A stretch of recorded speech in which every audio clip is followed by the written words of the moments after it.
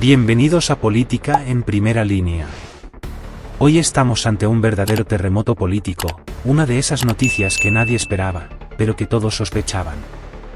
Pedro Sánchez está acorralado. ¿Por qué? Porque su hombre de confianza, su mano derecha, José Luis Ábalos, ha sido imputado por corrupción. Sí, lo han escuchado bien.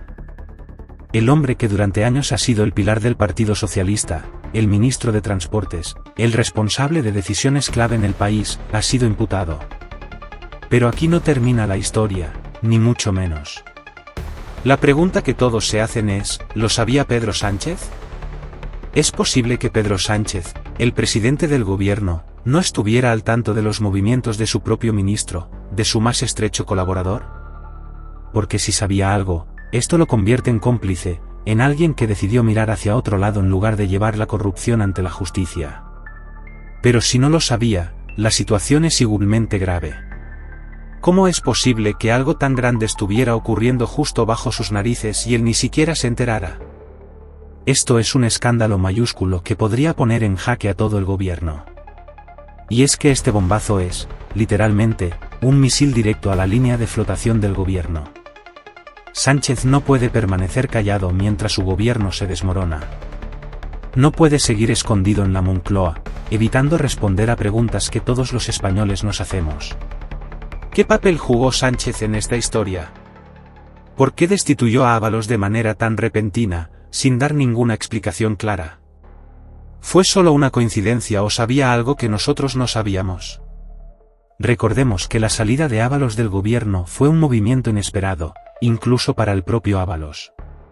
No hubo explicaciones claras, solo un vago argumento de que se trataba de una remodelación del gobierno. Pero, vamos. Todos sabemos que cuando un presidente destituye a su mano derecha sin razón aparente, es porque hay algo más detrás. Lo que queremos saber es por qué Pedro Sánchez decidió incluir a Ábalos en esa remodelación. ¿Fue para tapar la corrupción en lugar de denunciarla ante un juzgado? Si eso es cierto, Sánchez debe dimitir inmediatamente.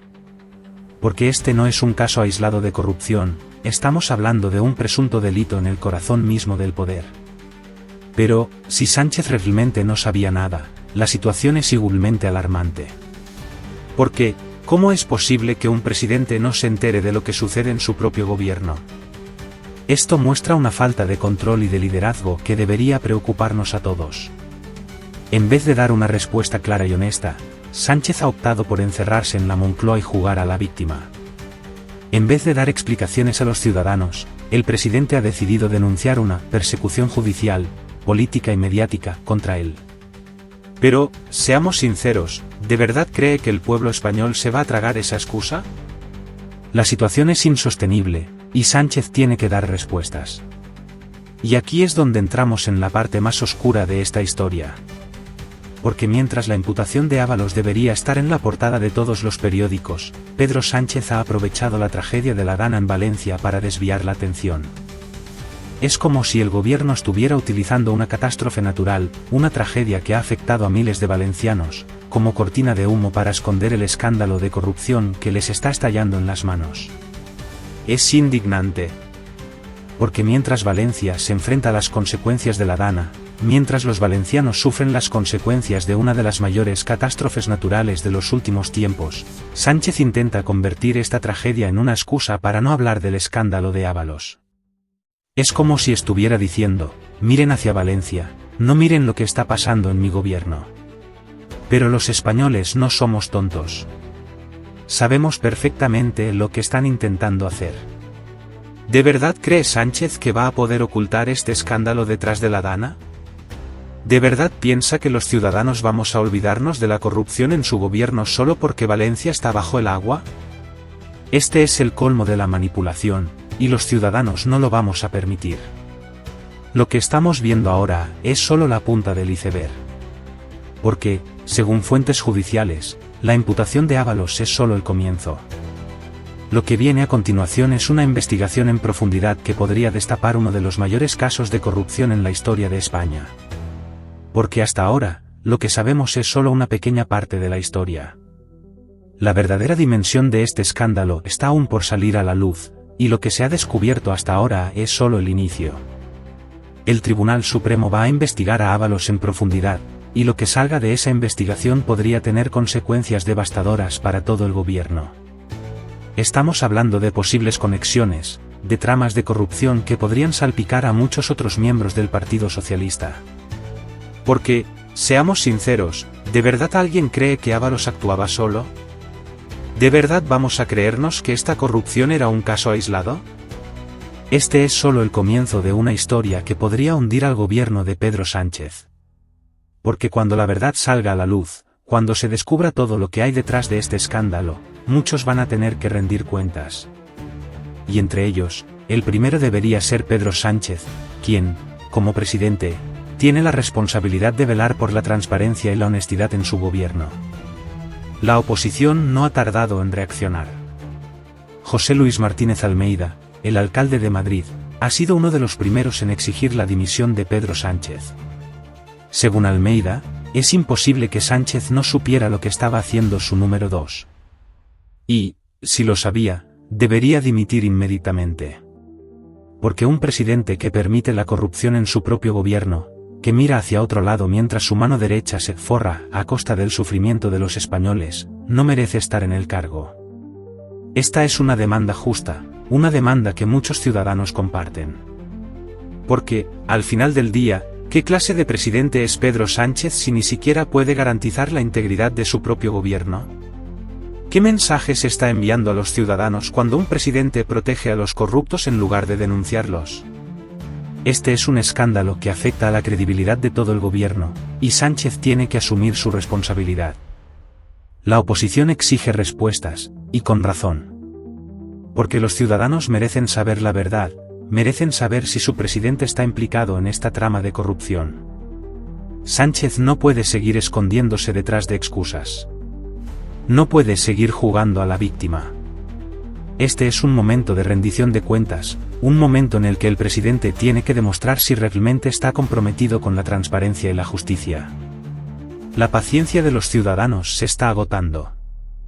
La corrupción, la falta de transparencia y la manipulación de este gobierno han llegado a un punto insostenible.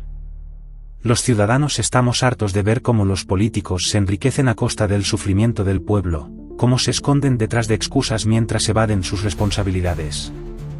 Este caso de Ábalos es la gota que ha colmado el vaso, un ejemplo más de cómo los políticos de este gobierno parecen vivir en su propio mundo, alejados de la realidad y de los problemas de la gente.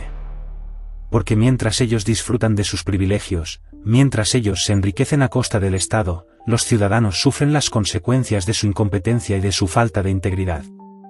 Este caso de corrupción es un reflejo de la impunidad que parece reinar en el gobierno de Pedro Sánchez, una impunidad que los ciudadanos no estamos dispuestos a tolerar por más tiempo. Este escándalo podría ser el principio del fin para Pedro Sánchez. Porque, si se demuestra que estaba al tanto de la corrupción de Ábalos, si se descubre que protegió a su ministro en lugar de llevarlo ante la justicia, su credibilidad quedará destruida.